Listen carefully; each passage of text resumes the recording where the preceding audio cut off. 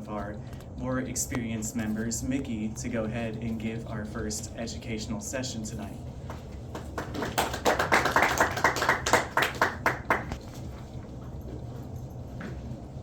Thank you so much.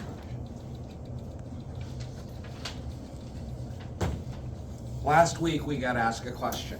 Last week we discussed what are the ways that you present an argument, what are the different ways you can put together a speech. And I know that when we discussed icebreakers, we have this really cool book, 275-page book of craziness that some idiot wrote. I'm still trying to figure out what he's saying. But have we put together the parts? We're asking you guys to discuss these ideas, and you guys come with these powerful ideas. All of you guys, Saine, that was an amazing, amazing discussion, even if I wince because Gabe always meets me at the gate, and that just makes me a little sadder. But what we want to do is we want to take your ideas and we want to package them, because if there's a powerful idea, we also want a powerful way of delivering that idea in order to make you a powerful speaker. And sometimes I've learned you just have to put away the podium for a second. Think about this, because at the end of the day, whether or not you are giving a speech, you are writing a paper, you are writing an article, you're just building Legos. That's all it is. That's what we're going to discuss today, how your speeches work as Legos, but not only how your speeches work at Legos, how we can package those Legos to make something really cool. I have seen all the way up to full-out monuments built with these little tiny building blocks. And these little tiny building blocks work the same way when you guys are giving your speeches. I want you to think, for the reference and the discussion we're going to have tonight, we are going to refer to your speeches as an argument.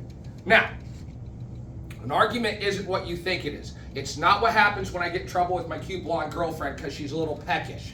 That's terrifying. An argument is an idea that you are presenting to somebody else. It comes in three parts. There's you, there's them, the sender and receiver, and there's the vehicle of which it transfers. Guys need to understand that idea, because I'm going to discuss some things about arguments and how arguments work. Whether or not it's a paragraph, whether or not it's a keynote, whether or not it's a small speech in front of 5 people, you are always working on one simple principle. You guys have building blocks that you build. Your first building block, as you guys always know, is called a foundation, or what you guys are going to do is call it an introduction. Oftentimes when we're breaking this into a paragraph in a format or in a paper, we often call this your thesis statement. It is the foundation. Everything else you talk about rests. And the first thing that you want to do is get attention with that idea. But you notice for me, I moved the podium and spilled out Legos, making a grand sound, which a lot of you guys' heads immediately flip. Little boom, programmed in. Saine brought up a suitcase. I'm just a humble man. I don't carry a suitcase like Saine. I'm not as cool as her. But like we were discussing earlier, those get attention and those allow us to open up our opening. And then on top of that, for some reason, and I don't know, it's a whole scientific process. I don't understand it. Your arguments always come in something called the rule of threes. You are going to have 3 points built into it. I'm grabbing 3 Legos. My apologies. Things happen. What happens is these wonderful 3 Legos, they stack together to build something on top of it. So for example, today we are discussing 3 main points. Point 1, what is a speech? What are the parts of the speech? We know that. We know 2 of the parts so far, right? We know that it is your introduction. We know that it is your supporting ideas. And there's typically 3 of them on top of that, right? One more Lego I'm looking for. I'm kind of like stuttering through. I don't know. I don't build Legos anymore. But you start building an idea and a concept. And you finish off with what we typically call a defining finishing moment. You are going to repeat everything again. You are going to put a sandwich on top of that. So anytime you put together your speeches, and if you read the book, we discuss these pieces. Now it's interesting when I do this and I put this together, because this doesn't look like much, right? Just like it looks like a blob. You put enough pieces, you put enough parts, and you start building something, right? You start building a structure. Those are the structures, those are the vehicles your arguments need to come with. Again, you made an argument on how it was to come into the United States and go for your citizenship. You've made so many arguments about how you're progressing through your fitness journey and how keto is the way that you're doing it. No matter how we're doing this, we're building this together with an argument, with the base plate, with the bricks, and with the capstone. Does everybody understand how your speeches come?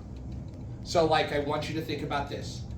I'm gonna give a quick speech outline on the top of my head. I haven't even thought about this. I hate Gabe. I hate Gabe because Gabe has a stupid face. I hate Gabe because he has little muscles and can't lift. I hate Gabe because he's short. In conclusion, we should all hate Gabe because he's little with no muscles and he's ugly. Oh wait, I said stupid. I'm getting a lost track. You got it, Abube? You hate Gabe now, right? Did I just bring a real and persuasive argument to you guys? No.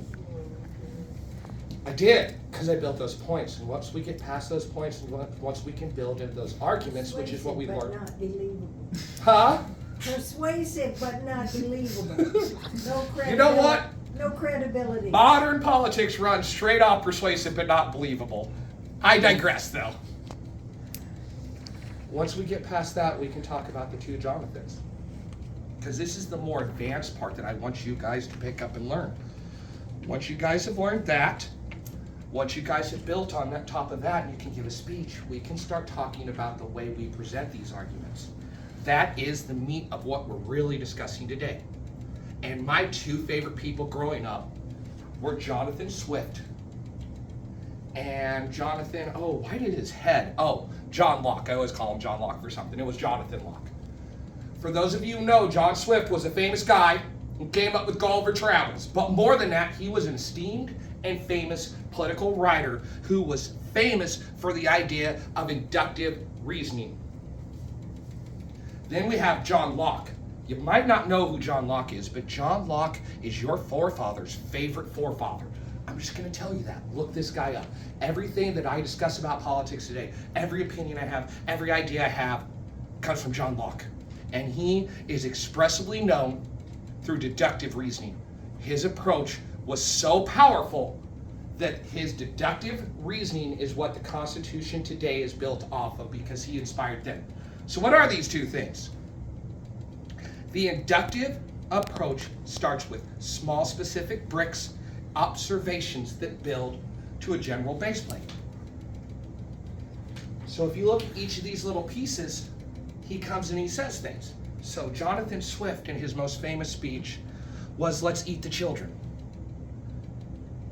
We were in the potato famine. I think that was the early 1800s. I don't remember exactly when. I guess I should be a better degree historian, but I'm not. And they were in the middle, and they're coming up with all these dumb solutions. So Jonathan Swift said, A modest proposal. yes. He said, "Let's eat the children. You know what? If you guys are going to throw all this dumb crap at me, we'll eat the children." And that's going to work things out. Now, it wasn't a valid argument. And oftentimes when we're using an inductive approach and we throw all these little pieces to slowly build this wall here, they may or may not be correct. But I'm using these to convince you of my approach. Gabe's ugly. That's what I think is a fact. Gabe's small. That's what I think is a fact. Gabe is short. That's what I think is a fact. See how I've pieced all these pieces together, and why the end result might not be true, and we all know it, but I'll never admit it in public. I've managed to make an inductive argument. The deductive argument. The deductive approach is the one John Locke uses. All men are created equal. Period. You must accept that to move forward. Has anyone ever read that document? I know it's not as famous as A Modest Proposal. If all men are created equal, they are endowed with certain amounts of rights. These rights are, he just took his base he built off of, much like this, and he added another piece to the argument, much like this. Legos are not building today, right? And then he continued forward to come forth and say, you guys aren't honoring our rights, so we're not doing this. Broadcasting to England that we are no longer participating in their form of government. These are the approaches you are always going to build from. Julian comes to you with deductive arguments sometimes. He comes in and says, we're here for you guys to learn. He comes in, I'm so glad to see you, building upon that. It's just accepted that you're going to be here to learn. It's just accepted what you're doing. And then he finishes, since you're learning, and since you're here anyway, let's continue and grow. These are how you are going to take these arguments. Now watch this. Watch this pieces, because I just followed the same rules. I just followed the same rules for my academic publications. I just followed the same rules for my blogs. I do about 8 of them a month, not all under my name. I just followed these rules for the YouTube videos. I came in and said, what's an argument? What are we doing? I defined the terms in which we're moving forward. Then I followed up with the idea of these are the pieces of a speech. Things you guys moderately know. Then I came forward, and remember I have 5 to 7 minutes. We could go into this for a lot longer and a lot more detail. Don't shake your head like that. You get the point. For God's sakes, don't tell Mickey to go. You know he'll go for the rest of the night. So I gave you guys the taste of an idea. I would invite you guys to build and to study those ideas. I've built concrete pieces for you to come off of. Now I've repeated those pieces to you to draw in my conclusion. My conclusion is your stories are so powerful. Your stories are so amazing, but you need to understand how to form and fashion those Legos to make your arguments, to tell your stories, to persuade people, to inform, to inspire them. Whatever you're doing, ultimately, you're persuading them. And it's through the use of those Legos that we can, it's through the use of the Legos, it's through the use of those different types of arguments, and it's through the use of understanding what we're saying that we can move forward into doing that. With that being said, as soon as I clean up, I'll turn that back over to our MC, and we are going to have, actually, do you want to do the questions and answers right now? Sure. Does anybody have any questions over what we talked about with speaking and how we built and how that's different from what we've done with public speaking? You guys hate this? This is the first one, so you guys have to be nice. Go ahead, John. You said inductive and deductive reasoning, just to confirm it. Deductive reasoning's like using the main point and then things to add on to it, and then inductive is using the main points to get to a base or... So inductive uses your ideas and observations, your bricks, to build upon a point. Deductive starts with your points and then uses it to build out your examples and your reasoning to draw your conclusions. Okay. Does that make any sense? Yeah, I just wanted to clarify the two. And I promise you that this is something that I've read. We are all on different phases in our public speaking journey. And this is something in pieces and points that I can't explain to you in a very small amount of time. It's kind of like a tool. When we go to the basketball court, and I heard you talking about your fitness journey when you could only lift 120 pounds, was it? But you did talk about how a 5'10" man came out and blocked you out of nowhere in a basketball court. And that would have been a better example. When we're on the basketball court, I could show anybody how to dribble a ball. That's what's good about that game, or that sport, or that hobby, or that art. And Gabe can dribble a ball, and it's great. That doesn't mean that Gabe is an advanced ball player, or something that we refer to on the court as a baller, right? So this is a first step for you guys. This is a first discussion. These are examples of new ideas of how to package your ideas. It's up to you to enter in now that you understand how to dribble that ball and expand forward that idea. And hopefully as we discuss pieces and parts of this, we'll be able to take that time and expand upon different ideas and expand who we are as speakers. Are there any other questions? Shanae, you're looking at me with a grimace. Is it because I brought up your suitcase? Yes. I don't have a question, but I have a statement. I liked everything you said, and that's going to help me with my speeches moving forward. I think we should have something like this more often. What's a quarter is what we're striving for.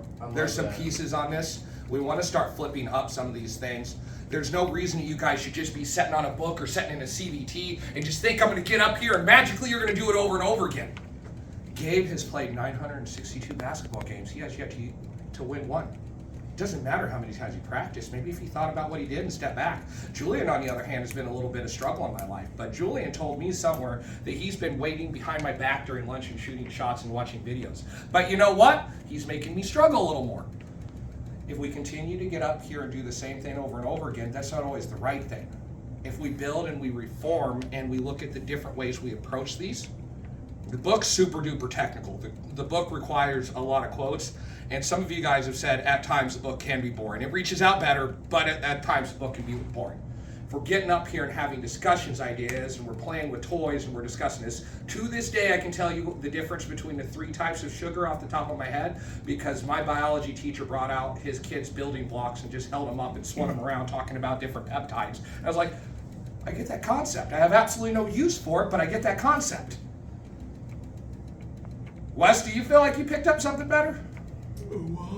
What? That's it, get back in the basement. Just joking. Just for everyone not getting the joke, he literally lives in my basement in a room. He's my roommate. Are there any other questions here? Are there any other pieces? So now that we've got some good skills, just to wrap up, now I'm putting together my sweet Legos and putting them back in my container. Gabe's jealous of these, by the way.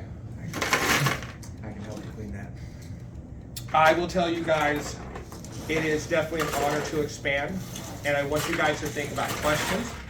I want you guys to think about the parts you're learning, and I want you guys to think about what you like about this, because the goal of public speaking and leadership right now is to build pieces that improve you, because I am just a humble man.